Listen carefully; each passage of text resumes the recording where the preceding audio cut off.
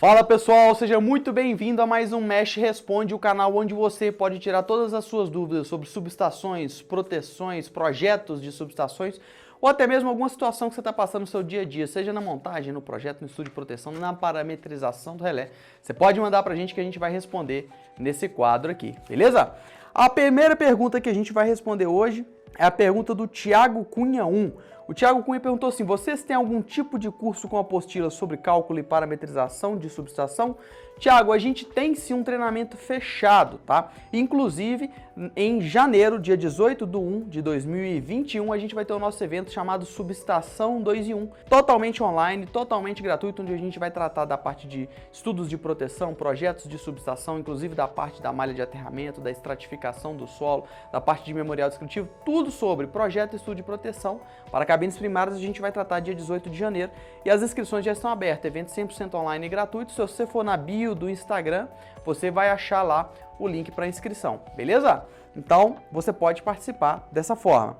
A outra pergunta é a pergunta do bebil.câmara. Ele perguntou assim, ó, qual a potência máxima instalada em uma subestação aérea? Seguinte, nas subestações aéreas, né, a potência máxima prevista em norma de concessionárias é 300 kVA. Por que isso? Porque, segundo a NBR 14039, para potências instaladas acima de 300 kVA, a gente obrigatoriamente tem que ter uma proteção na média tensão por disjuntor de média tensão e proteção secundária. Dessa forma, não se torna possível a gente colocar esse sistema quando a gente tem uma subestação aérea, a gente já tem que ir para a subestação abrigada. Então, o limite são os 300 kVA, com uma exceção de um caso específico que eu sei que lá em Goiás tem situações que você pode levar transformadores até 500 kVA no poste para um caso específico de consumidor livre, tá? Mas a grande maioria das concessionárias é 300 kVA, perfeito? Acima de 300 a gente já vai para a situação da gente ter proteção secundária e disjuntor de média tensão.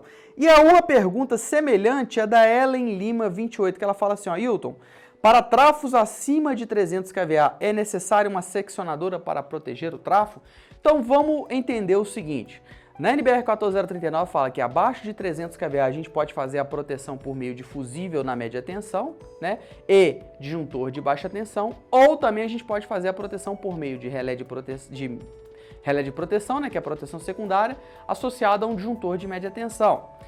Quando a gente está utilizando esse sistema de média tensão com proteção e disjuntor, a gente vai ter um cubículo exclusivo para o transformador, onde nesse transformador, normalmente, é importante que você empregue uma chave seccionadora abertura sob carga com base fusível. Por que você precisa fazer isso? Para poder isolar aquele transformador do sistema, para poder isolar o circuito daquele transformador do sistema, de forma que se ele tiver um gerador, se ele tiver alguma coisa e você precisa tirar somente o gerador para não energizar acidentalmente seu sistema de média tensão, tá aí a importância da chave seccionadora. Você consegue isolar o transformador do sistema, perfeito? E ter certeza que se aquele gerador ligar, ele não levar uma tensão para a média tensão aonde que o pessoal estiver envolvido. Então a sua pergunta é se é necessário uma seccionadora para proteger o trafo. A chave seccionadora não protege o trafo, tá? Quem protege é o fusível, tá? A base fusível, como essas que vocês estão vendo aqui atrás, o HH, né, o fusível HH, instalado na chave seccionadora e dimensionado para a potência daquele transformador. Aí sim você pode colocar ele lá, perfeito? É sim importante você ter a base fusível com a chave seccionadora sim, para seccionar e isolar e para proteger, tá bom? A outra e última pergunta é do Proteção Ponto Elétrica. Ele perguntou se ATM na 67, se usar um ângulo maior, a proteção se torna mais sensível? O que ocorre? ATM, pessoal, ângulo de torque máximo na função 67, função de sobrecorrente direcional. Ele está perguntando se quanto maior o ângulo, se foi isso que eu entendi, tá? A proteção se torna mais sensível. Não necessariamente, tá? Tudo vai depender da sua impedância, né? Do ângulo de carga seu.